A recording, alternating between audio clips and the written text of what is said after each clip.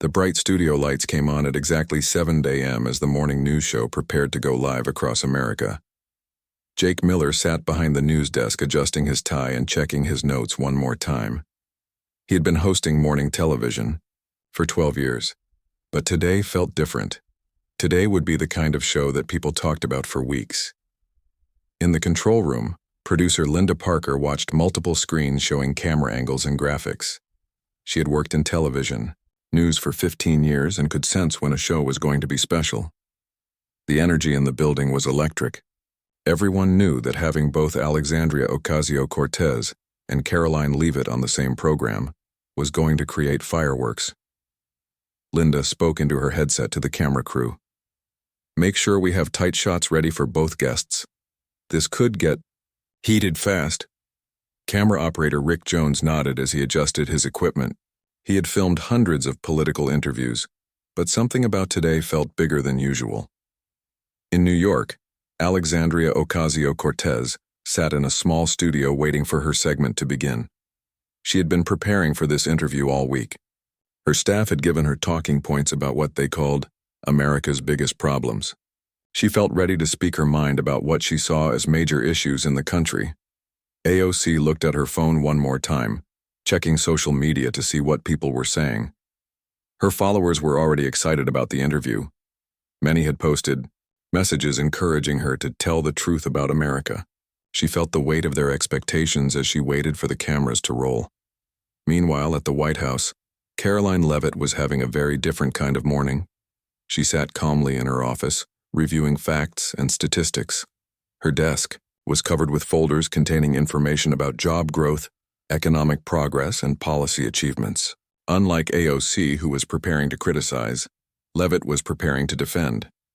Her assistant, Mary Lopez, brought her a cup of coffee. "The car will be ready in 10 minutes to take you to the studio," Mary said. Leavitt nodded and continued reading. She had learned long ago that the best way to handle difficult interviews was to be completely prepared with facts. Back at the television studio, Jake Miller was getting his final instructions from Linda Parker. "Remember, we want good television, but keep it professional," she told him through his earpiece. "Let them both speak, but don't let it turn into a shouting match." Jake understood. His job was to ask the right questions and then get out of the way. He had interviewed both women before, but never together on the same show. AOC was known for her passionate speeches about social justice. Leavitt was known for her calm, professional style of communication. The makeup artist finished touching up Jake's appearance just as the floor manager began counting down. 30 seconds to air, he announced. Around the studio, everyone took their positions. The 3 cameras were ready, the graphics were loaded, and the split-screen technology was tested. In the control room, Linda Parker watched the countdown timer.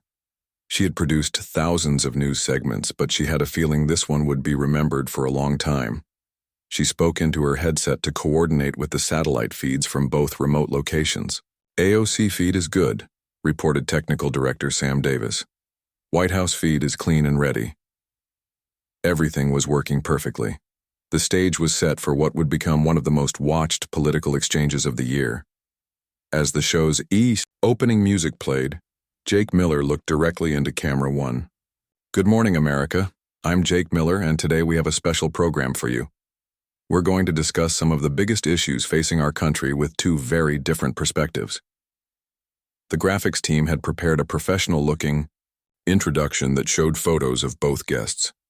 Joining us from New York is Congresswoman Alexandria Ocasio-Cortez, and from Washington, we have White House Press Secretary Karoline Leavitt.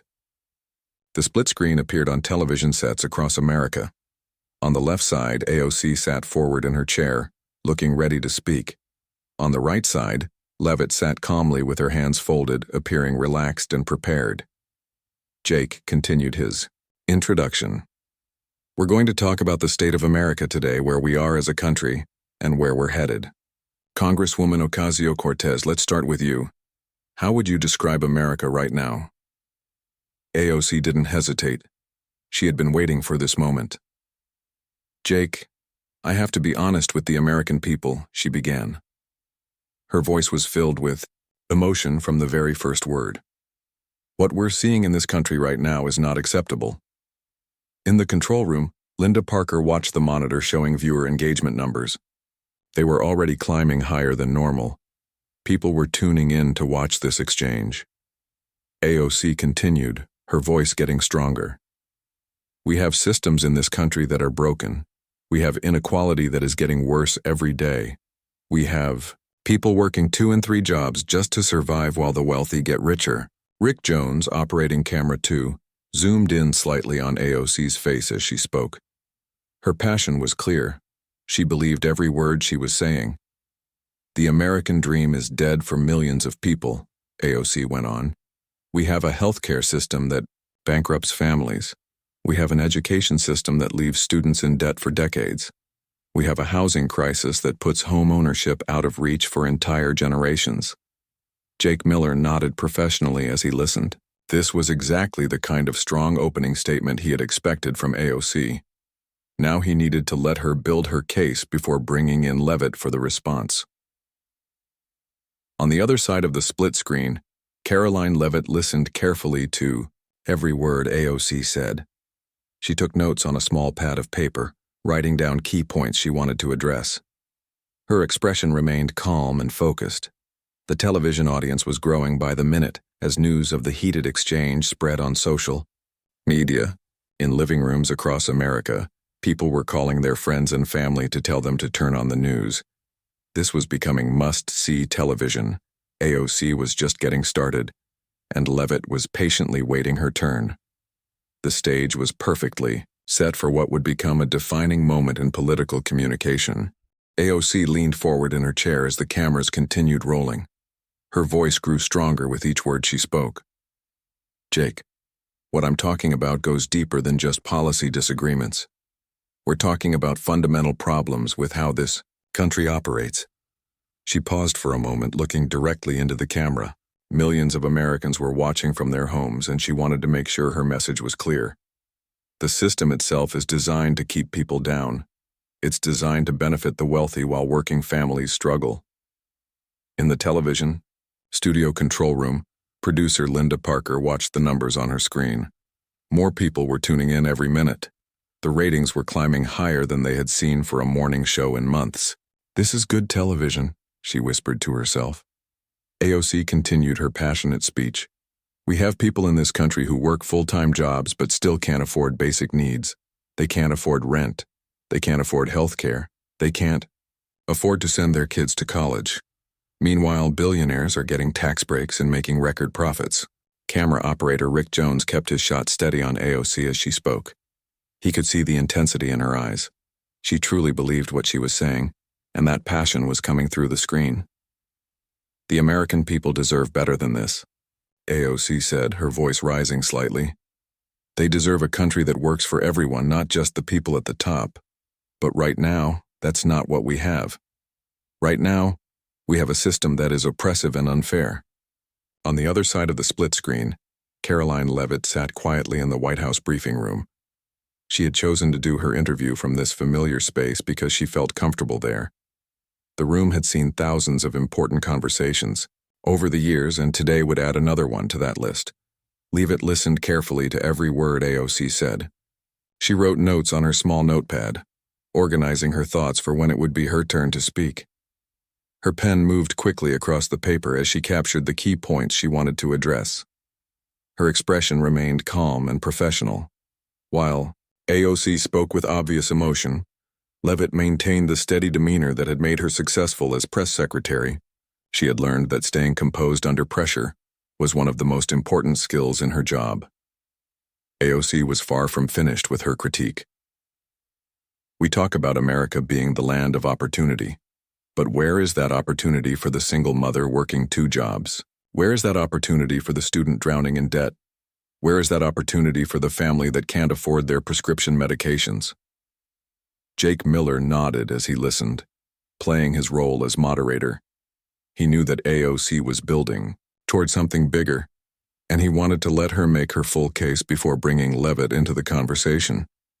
The truth is, AOC continued, we have created a country where your zip code determines your future more than your hard work does. We have created a country where being born into the wrong family means you'll struggle your entire life, no matter how hard you try. In living rooms across America, people were having strong reactions to AOC's words. Some viewers nodded in agreement, feeling that she was speaking directly to their experiences. Others shook their heads, disagreeing with her characterization of the country they loved. Social media was exploding with comments about the interview. People were sharing clips and quotes from AOC's speech within minutes of her saying them. The hashtags related to the interview were already trending on multiple platforms. AOC's voice grew even more passionate as she continued. We have a justice system that treats people differently based on their skin color and how much money they have. We have an economic system that rewards greed instead of hard work. We have a political system that listens more to lobbyists than to ordinary Americans. Technical director Sam Davis made sure all the camera angles were perfect. This was the kind of television moment that would be replayed for years to come, and he wanted to make sure they captured every second of it clearly. This isn't just about politics, AOC said, looking directly into the camera again. This is about right and wrong. This is about whether we're going to continue accepting a system that leaves so many people behind, or whether we're going to demand something better. Leavitt continued taking notes, her pen moving steadily across the paper. She had heard similar criticisms before, but she was carefully cataloging each specific claim AOC was making. She knew that a good response required addressing the actual arguments being presented, not just general talking points. AOC paused for a moment to take a breath, then continued with renewed energy. We have environmental policies that prioritize corporate profits over the health of our children. We have foreign policies that spend trillions on wars while people at home don't have clean water to drink. The split screen showed the stark contrast between the two women. AOC was animated and emotional, gesturing with her hands as she spoke. Leavitt remained still and focused, writing notes and occasionally looking up at the camera. And what makes it worse, AOC said, is that we're told this is normal. We're told this is just how things are. We're told that if we want change, we're being unrealistic or radical. But wanting people to have health care isn't radical. Wanting people to earn a living wage isn't radical. Producer Linda Parker spoke into her headset to Jake Miller. Let her finish this thought, then bring in Leavitt. The ratings are incredible. AOC was building to her biggest point. The people in power want us to believe that America is great just the way it is. But I'm here to tell the truth. America has serious problems, and until we admit that, we can't fix them. She looked directly into the camera one more time. We need to stop pretending everything is fine when it's not. We need to stop accepting inequality as inevitable. We need to stop letting the wealthy and powerful write the rules while everyone else suffers. The television audience was now at its peak. People who had heard about the interview on social media were tuning in to watch the rest of it live. Phone calls were being made across the country as people told their friends and family to turn on the news. Jake Miller could see that AOC was reaching the end of her opening statement. He prepared to transition to Karoline Leavitt, knowing that the White House press secretary had been patiently waiting for her chance to respond to everything she had just heard. The stage was set for what would become one of the most memorable political exchanges in recent television history. Jake Miller looked at his monitor and saw that AOC had finished her passionate speech. The studio was quiet for a moment as her final words hung in the air. He knew this was the perfect time to bring Karoline Leavitt into the conversation. Thank you, Congresswoman Ocasio-Cortez, Jake said in his professional television voice. Those are some very strong statements about the state of America. Now let's get the White House perspective. Press Secretary Leavitt, you've been listening to everything the Congresswoman just said. What's your response? The camera focused on Leavitt as she looked up from her notepad. She had been writing steadily throughout AOC's entire speech, capturing every major point. Now it was her turn to speak, and millions of Americans were waiting to hear what she would say. Leavitt paused for just a moment before speaking. It wasn't because she was nervous or unprepared. It was a deliberate pause that showed she was choosing her words carefully. When she finally spoke, her voice was calm and steady. Thank you, Jake, she began. I want to start by saying that I understand the Congresswoman's passion. Many Americans do face real challenges, and those concerns deserve to be heard and addressed.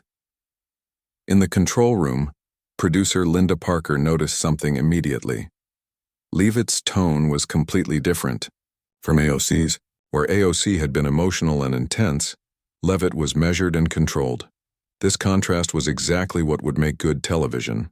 However, Leavitt continued, I think it's important that we also talk about the facts. And the facts tell a very different story about America than what we just heard. She looked directly into the camera, speaking to the American people rather than just responding to AOC. This was a technique she had learned during her years in political communication. When you speak directly to the audience, your message becomes more powerful. Let's talk about jobs, Leavitt said, referring to her notes. Over the past year, America has created more than 2 million new jobs. Unemployment is at historic lows. We're seeing wage growth across all income levels, with the biggest increases going to working-class Americans. Camera operator Rick Jones adjusted his shot to capture Leavitt's calm confidence. Her body language was relaxed but professional. She sat straight in her chair without being stiff, and her hands remained steady as she occasionally glanced at her notes.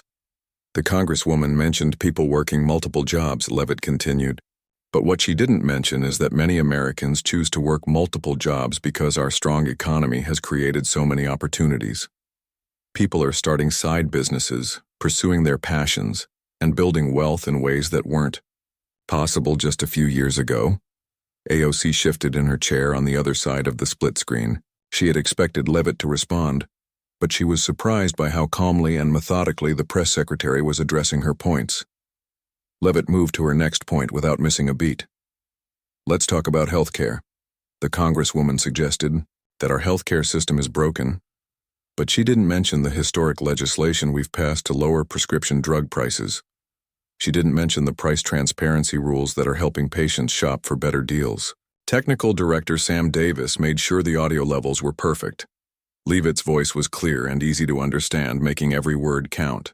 Her professional training was evident in how she projected her voice and paced her speech. Medicare. Patients are saving an average of $800 per year on their medications, Leavitt said, citing a specific statistic from her notes. That's real money in the pockets of real people who need it most. In living rooms across America, viewers were noticing the stark difference between the two speakers. AOC had spoken with passion about problems. Leavitt was speaking with facts about solutions. The Congresswoman talked about education costs, Leavitt continued, but she didn't mention our efforts to expand job training programs that don't require expensive college degrees. We're working with businesses to create apprenticeship programs that pay good wages while people learn valuable skills. She paused briefly to look at her notes, then continued with the same steady pace. We've also simplified the student loan process and created new income-based repayment options that make college debt more manageable for families. Producer Linda Parker watched the viewer engagement numbers continue to climb. People were staying, tuned to see how this exchange would develop. The calm, factual approach Leavitt was taking was creating a compelling contrast to AOC's emotional appeals. Now, about opportunity in America, Leavitt said, addressing one of AOC's main themes. The Congresswoman suggested that your zip code determines your future, but I've met too many Americans who prove that's not true to accept that statement. She looked directly into the camera again, and her voice took on a slightly warmer tone. I've met small business owners who started with nothing and built successful companies. I've met students who worked their way through college and are now leaders in their fields. I've met families who moved to new communities and found better opportunities. Leavitt's approach was becoming clear to everyone watching. Instead of attacking AOC personally, she was letting the facts speak for themselves. Instead of getting emotional, she was staying professional and focused. The Congresswoman mentioned our justice system. Leavitt continued, We've made significant reforms in this area too. We've passed criminal justice reform that has helped thousands of people get second chances. We've increased funding for community policing programs that build trust between law enforcement and the communities they serve. AOC tried to interrupt, but Jake Miller held up his hand slightly, indicating that Leavitt should be allowed to finish her response just as AOC had been allowed to finish hers. As for the economy, Leavitt said, we're not just creating jobs. We're creating the right kinds of jobs. Manufacturing is coming back to America.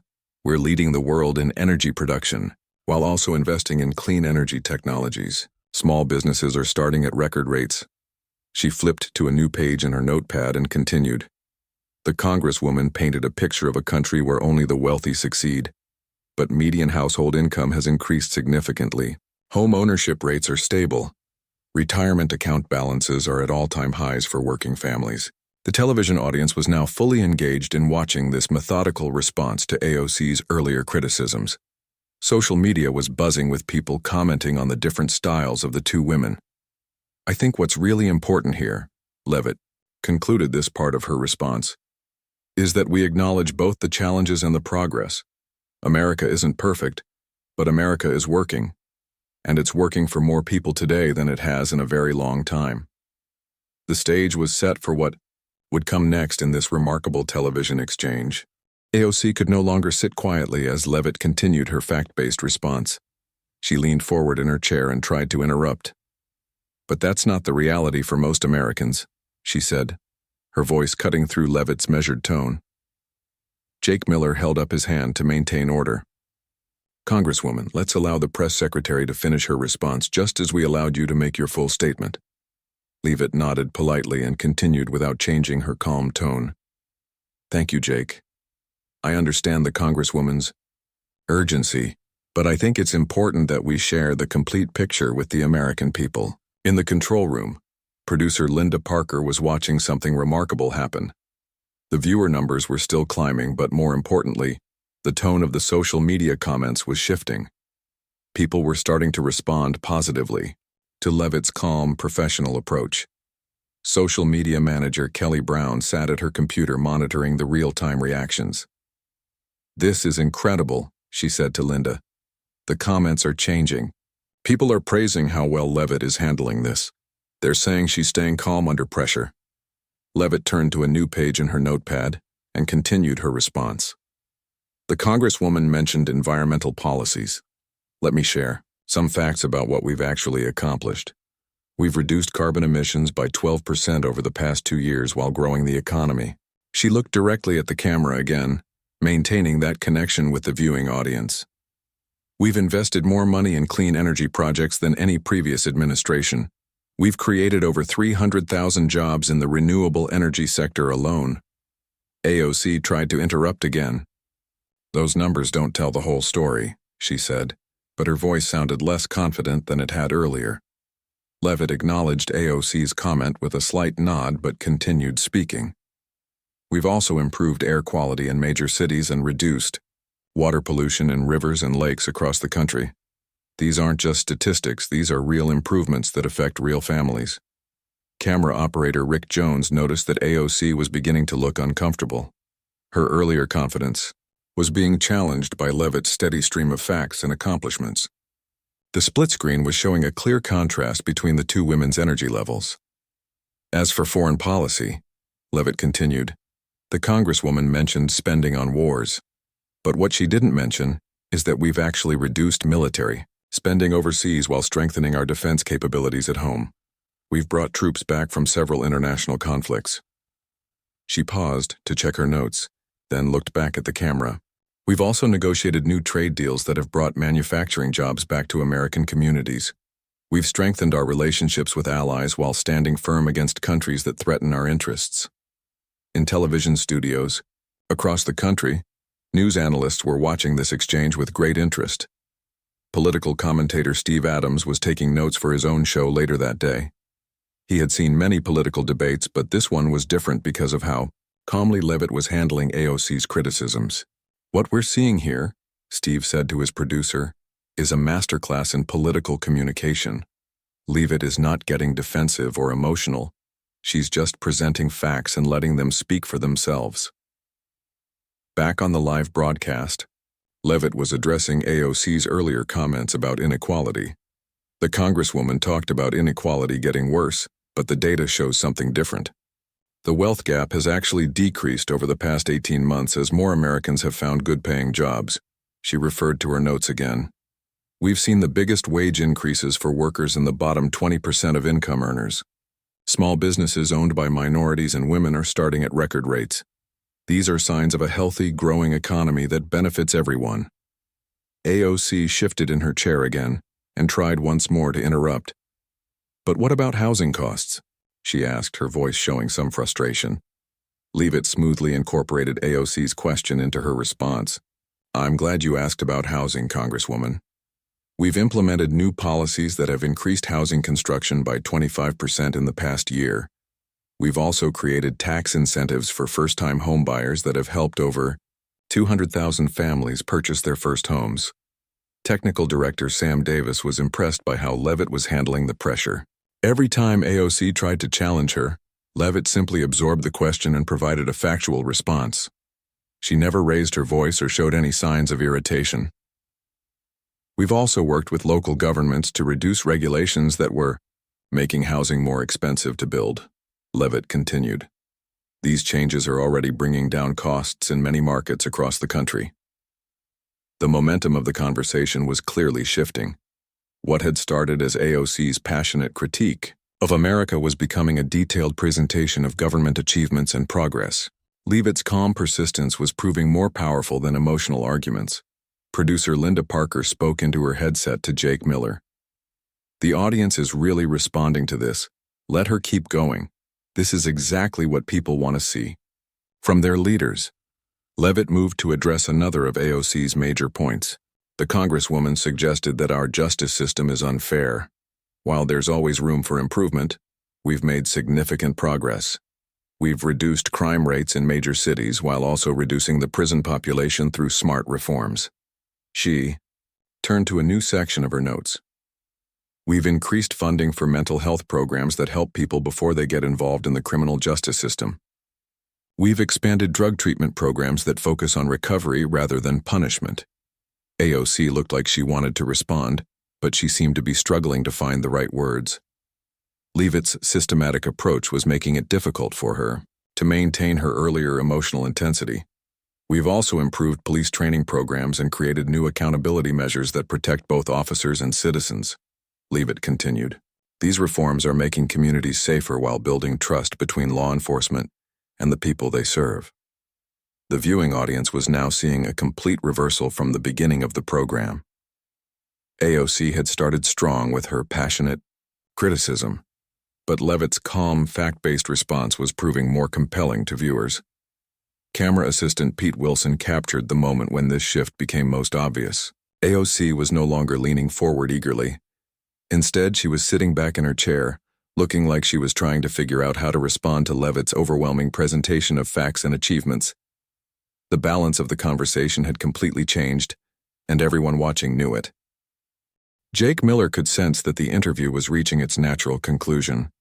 Karoline Leavitt had been speaking for several minutes, methodically addressing every point AOC had raised. The split screen showed two very different women than it had at the beginning of the program. Press Secretary Leavitt, Jake said, do you have any final thoughts for our viewers about what we've discussed today? Leavitt looked directly into the camera one last time. Her expression was the same, calm, professional look she had maintained throughout the entire exchange. Jake, I think what's most important is that Americans know their government is working for them every single day. She closed her notepad and set it aside.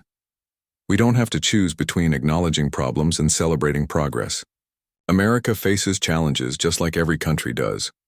But America also has something special that helps us overcome those challenges. AOC sat quietly on her side of the split screen. The passionate energy she had shown at the beginning of the program was gone. She looked like someone who had been caught off guard by how thoroughly her arguments had been addressed. What makes America special, Leavitt continued, is that we don't give up when things get difficult. We work together to find solutions. We use facts and data to guide our decisions. And we never forget that our goal is to help every American have the opportunity to succeed. In the control room, producer Linda Parker was already thinking about how this interview would be remembered. She had produced thousands of news segments, but she knew this one was different.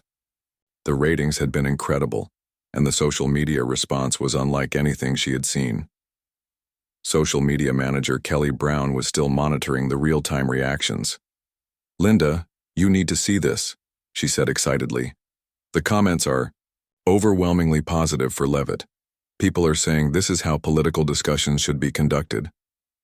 The hashtags related to the interview were trending on every major social media platform. But instead of the usual angry political arguments, most of the comments were praising Leavitt's calm, professional approach to the discussion. One viewer had written, "Finally, a politician who uses facts instead of just emotions." Another commented, "This is what real leadership looks like." The responses kept coming, and they were mostly positive. Jake Miller wrapped up the interview with his standard closing. "Thank you both for joining us today.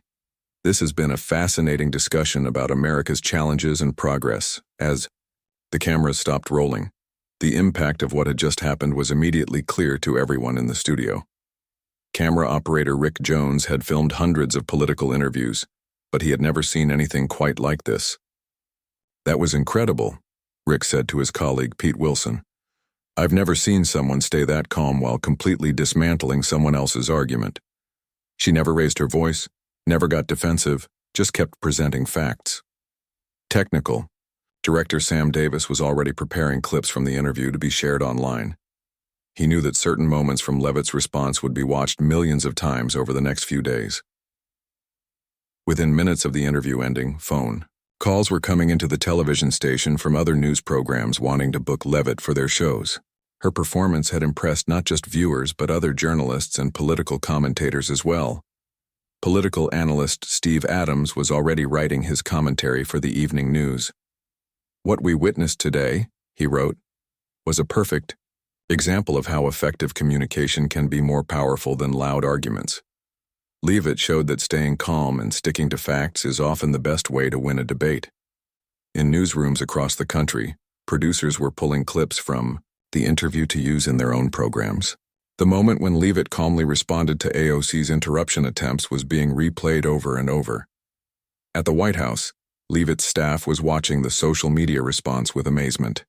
Press Secretary Assistants Mary Lopez and Dan Clark had worked with Leavitt for months, but even they were impressed by her performance. "She made it look so easy," Mary said. "But I know how much preparation went into that. She had facts and statistics ready for every possible topic." The interview clips were being shared faster than anyone had expected. Within 2 hours, the most powerful moments from Leavitt's response had been viewed over 1 million times on various social media platforms. News anchor Susan Davis, who worked for a competing network, called her producer after watching the interview. "We need to figure out how to get Leavitt on our show," she said. "After today, everyone is going to want to interview her." By that evening, political communication professors at universities across the country were already planning to use clips from the interview in their classes. The way Leavitt had handled AOC's emotional arguments was being called a perfect example of effective political communication.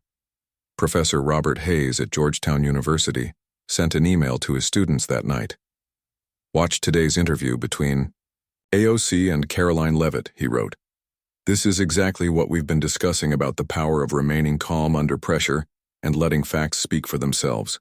The interview became the most watched political segment of the month. But more importantly, it changed how many people thought about political discussions. Instead of the usual shouting matches between politicians, viewers had seen what was possible when someone stayed professional and focused on facts. Late-night talk show hosts struggled to find ways to make fun of the interview because Leavitt had been so thoroughly professional throughout. There were no embarrassing moments or angry outbursts to mock. Instead, there was just a calm, competent performance that was hard to criticize. AOC's team tried to do damage control on social media, but the response to the interview was already too strong. People were sharing clips of Leavitt's responses and praising her approach to political communication. Within a week, the interview had been viewed over 10 million times online. Political science students were writing papers about it. Communication experts were analyzing Leavitt's techniques. And ordinary Americans were talking about how refreshing it was to see a politician who could stay calm and stick to facts. The interview became a turning point in how political discussions were conducted on television. Other politicians began trying to copy Leavitt's calm, fact-based approach. News programs started looking for guests who could engage in serious discussions without getting emotional or defensive. Months later, when people talked about effective political communication, they still mentioned this interview. Karoline Leavitt had shown America what was possible when someone came prepared with facts, stayed calm under pressure, and focused on solutions rather than problems. The interview proved that in politics, just like in life, sometimes the most powerful voice is the quietest one.